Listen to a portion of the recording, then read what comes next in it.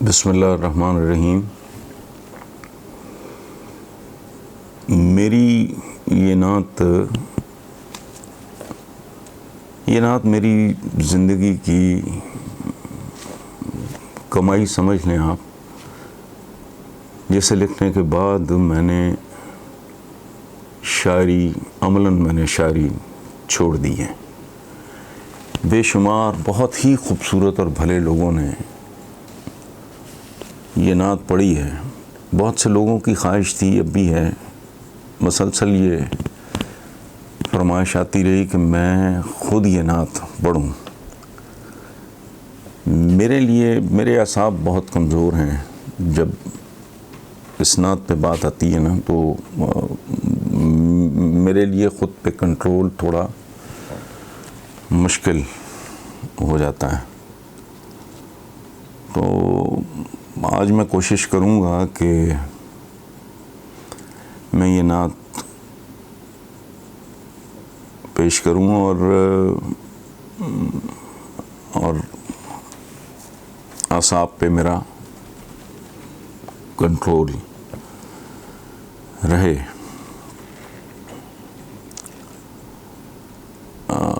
میں ان تمام لوگوں کا شکر گزار ہوں جنہوں نے اس نعت کے پیٹرن پہ اس طرح کے جذبات کا اظہار کرنے کی کوشش کی ہے۔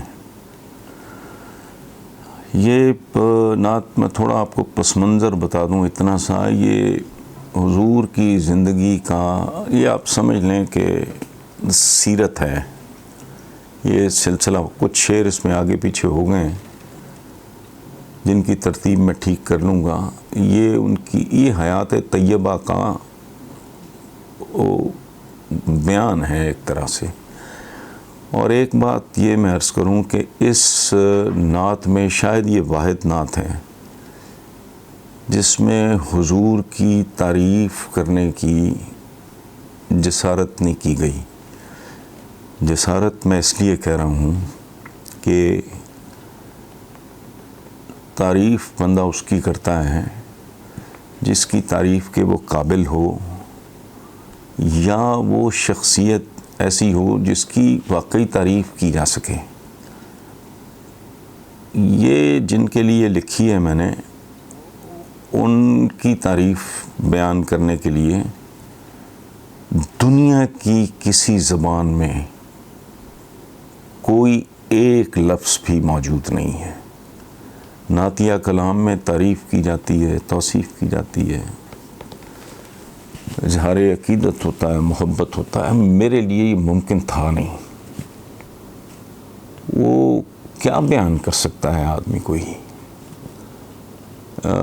ایک ایسی ہستی، ایک ایسی ذات جو حسن و جمال اور کمال کی آخری انتہاؤں سے بھی آگے، تو اس میں براہ راست اس طرح کوئی تعریف نہیں ہے جیسی ہمارے محترم نعت کو کرتے ہیں۔ میرے پاس کوئی نہ لفظ تھا، نہ میرے پاس وہ کوئی احساس کہ میں بیان کر سکوں کہ میرے جیسا گیا گزرا گناہگار آدمی حضور کے بارے میں کیسے فیل کرتا ہے، یہ صرف میں جانتا ہوں یا میرا رب جانتا ہے۔ ہمارا نعت سن لیں، آپ کو شاید جو میں کہہ رہا ہوں اس کی تھوڑی بہتر سمجھ آئے۔ تیرے ہوتے جنم لیا ہوتا، کوئی مجھ سا نہ دوسرا ہوتا، سانس لیتا تو اور میں جی اٹھتا، کاش مکہ کی میں فضا ہوتا، ہجرتوں میں پڑاؤ ہوتا میں، اور تو کچھ دیر کو رکا ہوتا، تیرے حجرے کے آس پاس کہیں میں کوئی کچا راستہ ہوتا، بیچ طائف بوقت سنگ زنی، بیچ طائف بوقت سنگ زنی، تیرے لب پہ سجی دعا ہوتا،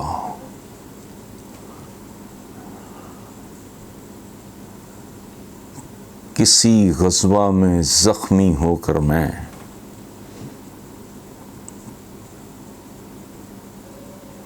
تیرے قدموں پہ جا گرا ہوتا،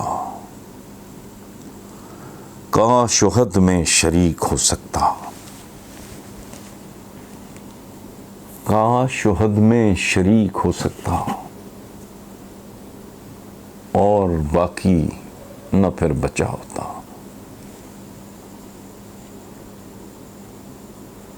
تیری کملی کا سوت کیوں نہ ہوا، تیری کملی کا سوت کیوں نہ ہوا، تیرے شانوں پہ جھولتا ہوتا۔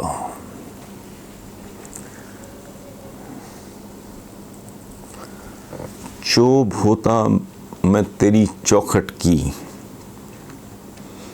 یا تیرے ہاتھ کا عصا ہوتا، تیری پاکیزہ زندگی کا میں کوئی گمنام واقعہ ہوتا، لفظ ہوتا کسی میں آیت کا جو تیرے ہونٹ سے ادا ہوتا۔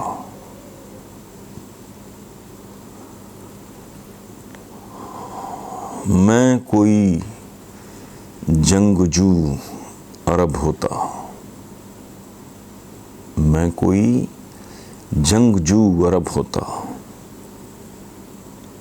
اور تیرے سامنے جھکا ہوتا۔ میں بھی ہوتا تیرا غلام کوئی، لاکھ کہتا نہ میں رہا ہوتا۔ سوچتا ہوں جو تب جنم لیتا، سوچتا ہوں جو تب جنم لیتا، جانے پھر کیا سے کیا ہوا ہوتا۔ چاند ہوتا تیرے زمانے کا،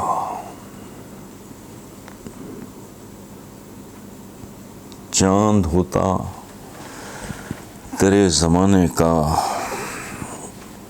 جو تیرے حکم سے بٹا ہوتا۔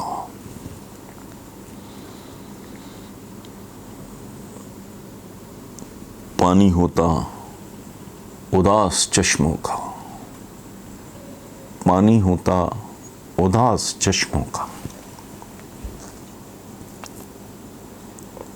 تیرے قدموں پہ بہہ گیا ہوتا۔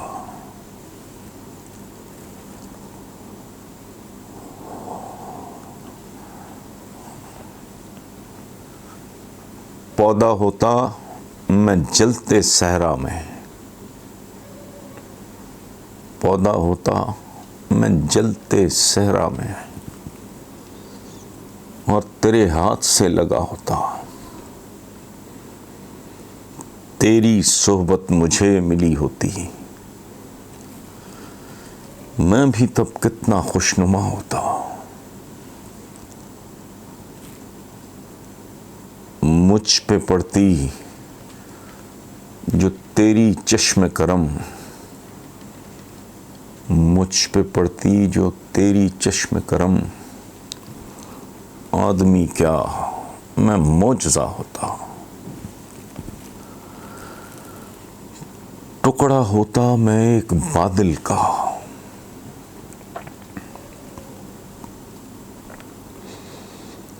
ٹکڑا ہوتا میں ایک بادل کا، اور تیرے ساتھ گھومتا ہوتا۔ آسماں ہوتا عہد نبوی کا، آسماں ہوتا عہد نبوی کا، تجھ کو حیرت سے دیکھتا ہوتا۔ خاک ہوتا میں تیری گلیوں کی، خاک ہوتا میں تیری گلیوں کی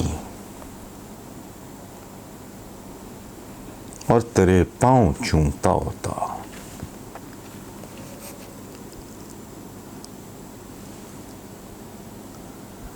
پیڑ ہوتا کھجور کا میں کوئی،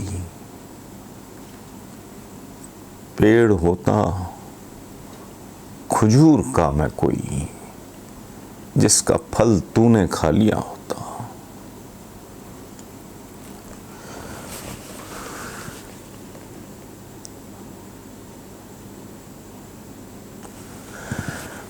بچہ ہوتا غریب بیوہ کا،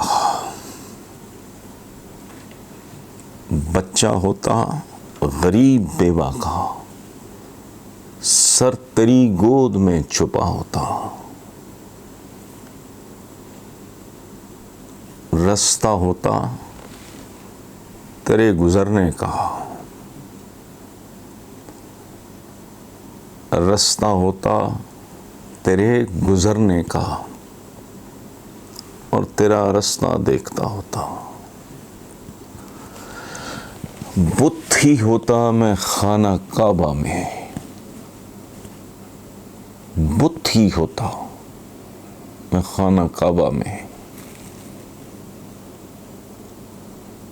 جو تیرے ہاتھ سے فنا ہوتا.